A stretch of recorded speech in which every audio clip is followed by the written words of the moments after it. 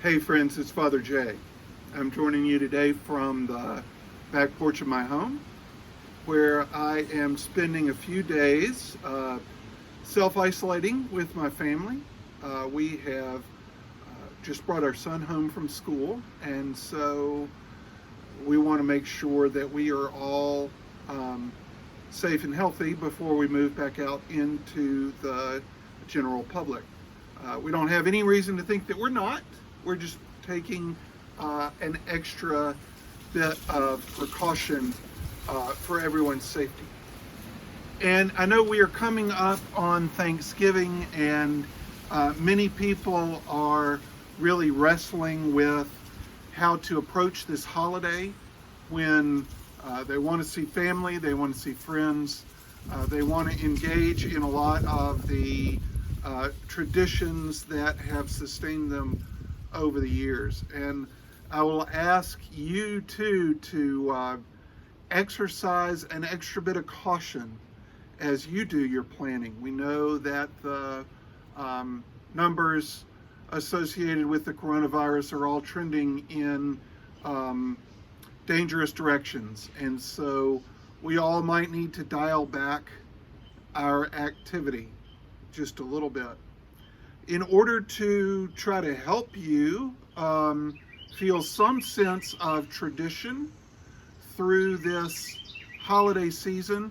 We will be celebrating the Eucharist at Thanksgiving this year. So Thursday morning at 10 o'clock, we will have a Thanksgiving service.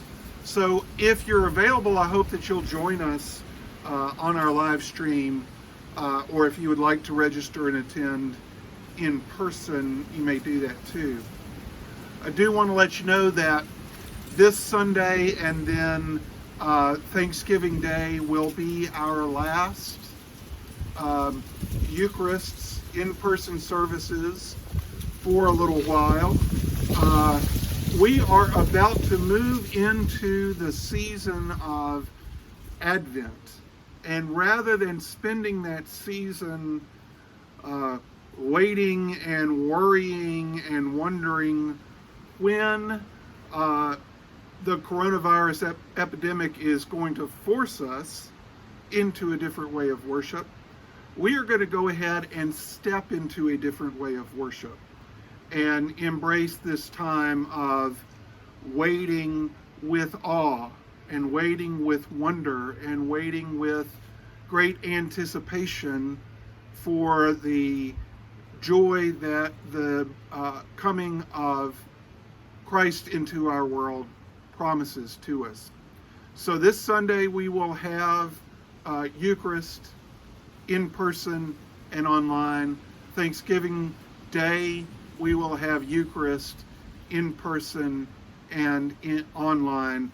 And then beginning Sunday the 29th of November, the first Sunday of Advent, we will not have Eucharist. Now, our service, instead of being morning prayer, our service will be the Liturgy of the Word. So the first approximately half of our typical Sunday service. We won't have the Liturgy of the Table, we won't have the Eucharistic prayer, but we will have many of the elements of the service that you are familiar with.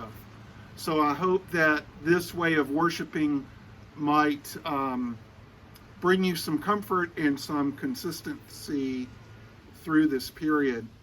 And I want to invite you in Advent to move through this season, as I say, with a sense of expectation, with a sense of wonder, with a sense of awe at what is coming. And it reminds me of the children's story of Frederick the Mouse.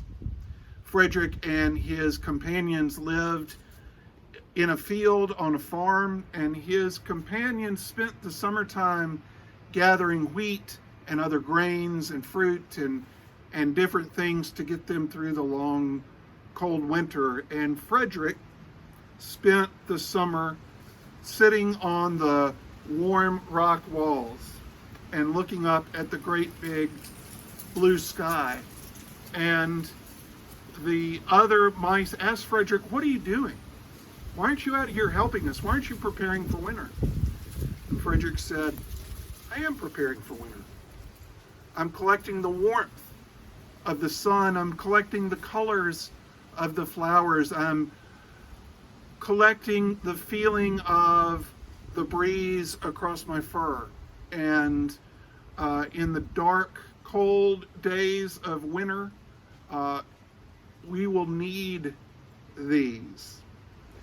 And so when they arrived at that point in winter, when all of the grain had been eaten, when all of the fruit had been consumed, when everything else was gone, one of the mice turned to Frederick and said, "Where's your warmth now? Where are your blue skies? Where are your colors of flowers?" And Frederick began to tell them stories. And in telling them stories, he brought those things to life. And his stories sustained their spirits, sustained their hopes, and sustained them through the rest of that dark, cold winter and brought them into springtime. And that is, in some way, what this season of Advent is about. It's about remembering the stories of our ancient scriptures and the promises that are made there to us and the hope that sustains us as we move into a new season and a new awareness of God's presence here with us. And as we move through this season, we will have some opportunities to gather in study and in prayer. The first weekend in November, Mother Nan will be offering an Advent retreat, looking at and traveling through some of the lectionary texts for the Advent season and providing opportunities for reflection and contemplation based on those readings. And Wednesday nights during Advent, I will be offering food and formation. So you may need to bring your own food, but our tradition of food and formation will continue. And we will be reading Archbishop Rowan Williams' book, Writing in the Dust. Writing in the Dust is a book of reflections that Archbishop Williams wrote in the days and months after the September 11th attacks, which he witnessed firsthand from the offices of Trinity Wall Street in New York City. And he offers some ideas about, in the midst of that horror, in the midst of that tragedy, trying to understand one another, trying to retain a shared sense of our own humanity. And in the season, the political season that we have just passed through, and in some ways are still passing through, and in this season of pandemic and loving spaciousness, retaining that sense of our humanity is essential to who we are. So I invite you to plan to join me on Wednesday nights during Lent for that study as well. So those are two things that are coming up. Mother Nan's Advent Retreat and my offering of food and formation. And then on December 20th, there will be a longest night service. And we are still working on the details for that, but that is a service particularly geared for those who are experiencing loss and grief during the holiday season. So we hope that you will join us for that. We are all grieving the loss of many things right now, so I invite you to be present with us in that period.